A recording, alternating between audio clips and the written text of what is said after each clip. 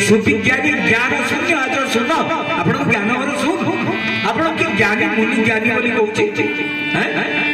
ये छोट पिला को मागुଛନ୍ତି आज राक्षस युद्ध करेंगे शुणु रण रे प्रवीण नुहंती नंदन शेष काले आशा करू मोर वचन उठार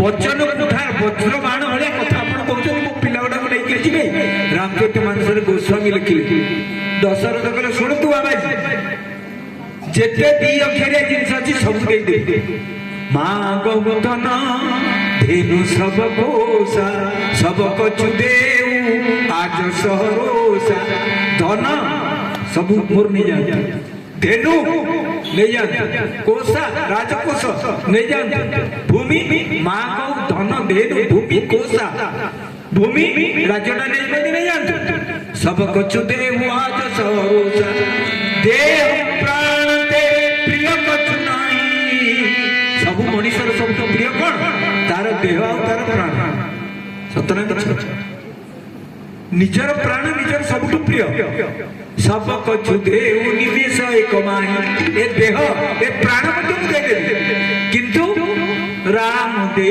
तनहि बनत गोसाई ए जो दीटा अक्षर राम एक सब दिए धन गादी भूमि कोश सब दे दे किंतु राम जो दी अक्षर देबेनी अन्य द्वितीय अक्षर जा माइके नबनी देबेनी जेते बेले कथा कहि देई जंती टिके विश्वामित्र आई गए मुनि श्रेष्ठ भाष अयोध्यार ईश प्रकर्म कमल गधिका लक्ष्मण संभवा केवा समर्थ तुतुली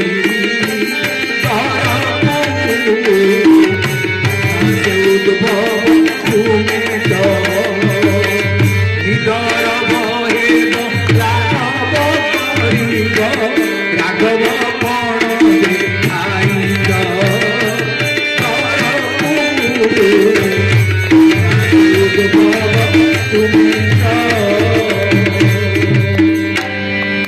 शेष भाषा अयोध्यार प्राकर्म बीरु ठारू बड़ी कहले तू कहू सैन्य नहीं जीवु छुआ को छाड़बनी बोली तू केड़े बड़ वीर कौन जानी तू केते बड़ वीर मु जानी खोली से कथा तू केते बड़ वीर सभा भितर मु किछि कहू तो मु बोली जाउची तू कहिलो आदेश सिरा कर मु दे देबी मु मागिली तते सेते बेले कहलु क्षीर कमल काटी दे देबी एले नाही करछु तू सुन जानू ना जे मंत्र मोर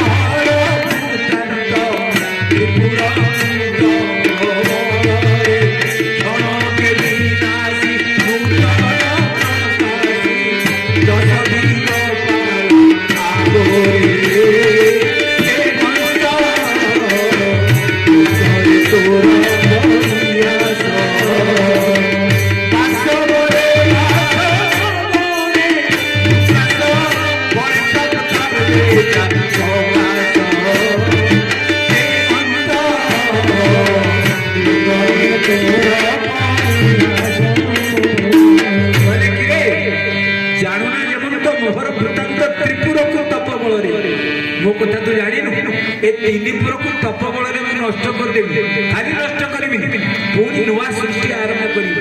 ଭାଗବତରେ ବଡ ଚମତ୍କାର କଥା ଅଛି। କଣ ଚମତ୍କାର କଥା ଅଛି ଭାଗବତ?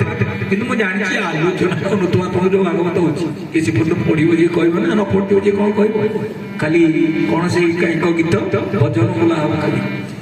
କଣ ଅଛି ଭାଗବତରେ ବଡ ଚମତ୍କାର କଥା? ଯେତେବେଳେ ବିଶ୍ୱାମିତ୍ର ତାଙ୍କ ତପସ୍ୟା ବଳରେ ବଶିଷ୍ଠ ମନା କରିଥିବା ଜଣେ ରାଜାଙ୍କ ସ୍ୱର୍ଗକୁ ପଠେଇଲେ। ଦେବତା ମାନେ ବଜ୍ର ମାରିକି ତଳୁ ଖସିଲେ, କହିଲେ ସ୍ୱର୍ଗରେ ତମେ ରହିପାରିବନି, ଅଧିକାର ତ୍ରିଶଙ୍କୁ ଖସି ଆସିଲେ, ଡାକିଲେ, କହିଲେ ରକ୍ଷା କରନ୍ତୁ, ରକ୍ଷା କରନ୍ତୁ। ଦେବତା ମାନେ ମତେ ତଳୁ ଖସିଲେ। ବିଶ୍ୱାମିତ୍ର କହିଲେ ଚିନ୍ତା କରି ତୋ ଲାଗି ଗୋଟେ ସ୍ୱର୍ଗ କରିଦେବି। ଆରେ ମୁଁ ଯାହାକୁ ପଠଉଛି ଏକଥା ଚିନ୍ତା କରି ଗୋଟେ ମଝିରେ ତ୍ରିଶଙ୍କୁ କହନ୍ତି ମଝିରେ ରହିଗଲେ, ସେଇଠି କରୁଛି ସ୍ୱର୍ଗ। ଆରମ୍ଭ କଲେ ବିଶ୍ୱାମିତ୍ର ତାଙ୍କ ସୃଷ୍ଟି। ସେ ସୃଷ୍ଟି କଣ ଜାଣିଛନ୍ତି? ବ୍ରହ୍ମାଙ୍କ ସୃଷ୍ଟି ହଉଛି ବର୍ଷା, ବିଶ୍ୱାମିତ୍ରଙ୍କ ସୃଷ୍ଟି ହଉଛି କୁହୁଡି। ବ୍ରହ୍ମାଙ୍କ ସୃଷ୍ଟି ହଉଛି ଆମ୍ବ, ବିଶ୍ୱାମିତ୍ରଙ୍କ ସୃଷ୍ଟି ହଉଛି ଆମ୍ବଡା। ସବୁ ଡୁପ୍ଲିକେଟ ଜିନିଷ ଯେତେବେଳେ ତିଆରି କରିଦେଲେ ଦେବତା ମାନେ ପାତଳେ ପଡିଲେ, କହିଲେ ଏମିତି କରନ୍ତୁ, ଏମିତି କରନ୍ତୁ, ସୃଷ୍ଟି ବଡ ବ୍ୟତିକ୍ରମ ହେଇଯିବ। କହିଲେ ତାହେଲେ ମୋ ଚେଲା ବୁଝାକୁ ସ୍ୱର୍ଗ ପଠେଇଲେ ତଳକୁ ଆସିବ। କହିଲେ ମଝିରେ ଲଟକି ରହ, କହନ୍ତି ତ୍ରିଶଙ୍କୁ ମଝିରେ ରହିଗଲି। କହିଲେ ତୁ ଜାଣିନୁ ମୋ ତପସ୍ୟା ବଳରେ ତ୍ରିପୁରକୁ ମୁଁ କ୍ଷଣକରେ ନଷ୍ଟ କରେ, ପୁଣି ତ୍ରିପୁର କରିଦେଇ ପାରିବି। ହେମନ୍ତ ଲୋକରେ ତୋର ପରିହାସ? ଆରେ ଯେ ଇନ୍ଦ୍ରକୁ ଡରୁନି ତୁ ତାକୁ ପରିହାସ କରି କହୁଛୁ ନାହିଁ ଦେବିନି ଦେବିନି ବୋଲି। ଯେତେବେଳେ ରାଜଗିରି କଥା କହିଲେ ଚାହିଁଲେ ବଶିଷ୍ଠଙ୍କ ବିଶ୍ୱାମିତ୍ର କହିଲେ ରାମ ରତ୍ନ ବନ୍ଦେ जानकी कंठभूषण राम रत्न वंदे कौसल्या सुक्ति संभूतम जानकी कंठभूषण। बोले राजा जानी पारे आपण ताके बुझे दियो कौन?